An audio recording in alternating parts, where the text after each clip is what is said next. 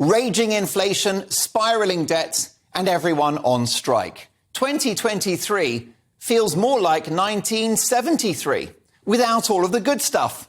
Unprotected sex, bell-bottoms, and early Elton John.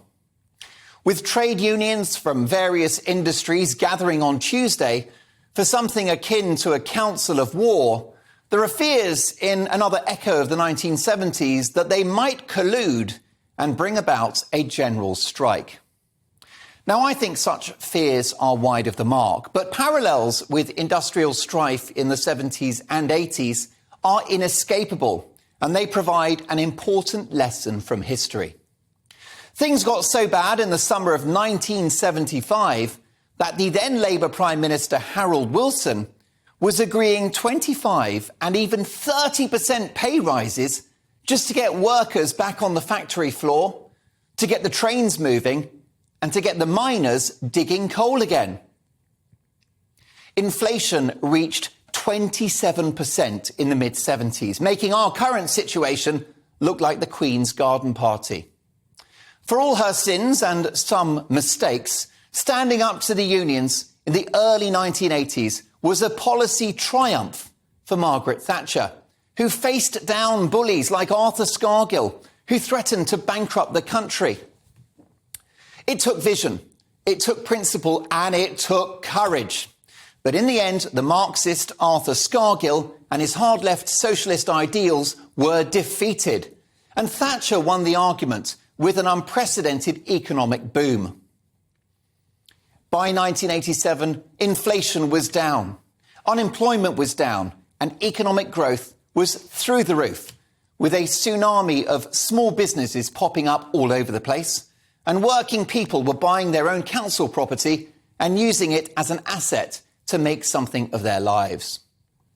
So now the hand of history rests on the shoulder of our first British Asian Prime Minister, Rishi Sunak. He must stand up to the unions, Sunak rather than later.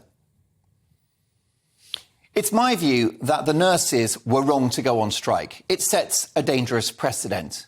But it's clear to me that they deserve something, and I'm sure that Sunak will want this resolved quickly. Whilst 19% is a non-starter, the British public love and admire nurses, so it's not a political hill to die on. But above and beyond that, Sunak should strap himself in for the mother of all battles. For example, with the postal workers, who have gone on strike, but no one really noticed as the service was so bad in the first place. He's going to have to get tough with Mick Lynch, the rail union supremo, who is a very entertaining guy and I'm sure a good bloke, but whose inflation-busting, irresponsible demands gloss over the fact that the country is broke and that rail services have already been bankrolled through the pandemic to the tune of billions. The eye-watering figure of £600 per household was paid out just to keep them going when we were stuck at home in lockdown. It's a war on two fronts for Sunak, because not only must he stand his ground on the money side, because that is in the British national interest, after all, we're skint, but we've got to push towards modernisation and efficiency too. Why, for example, do the RMT object to driver-only trains? It will save a fortune, and with automatic ticket machines and other technology, it's pretty obvious that train guards are surplus to requirements. Similarly, the nurses may get their pay bump, but Health Secretary Stephen Barclay is right to say in this weekend's Telegraph that it will only happen if they accept efficiency targets. These could include better use of technology or revisions to outdated working practices. What's not to like? To give in to reckless pay demands will be a huge setback in the battle against inflation, which is a tax on everyone, and will bake it into the system for years to come. The economy will never recover. But this is all about messaging too. If Sunak can show he's got a backbone like the aforementioned Thatcher and won't buckle under the pressure, even if there are further short-term disruptions and economic impacts, any coordinated actions by the unions will tumble like a house of cards. But give in to Lynch and his Lynch mob and every other union and their mum will be queuing up to down tools. Lynch got his lucre, now it's our turn, is what they'll be saying. Even school teachers are threatening a strike in February and March of this year. Now, as a parent, I'm deeply grateful for their hard work and expertise. They have one of the most important jobs in the country. Most do it very well. But have the kids not suffered enough?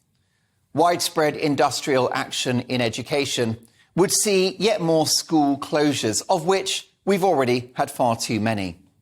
In the last couple of years, as a result of the government's bonkers and, in my view, disastrously failed experiment to stop a virus, we saw every school in the land close in spite of the vanishing threat the virus posed to children. Follow the science, eh? The signs are good from Sunak. He's drawn up legislation to make it harder for essential industries to go on strike, an important statement of intent.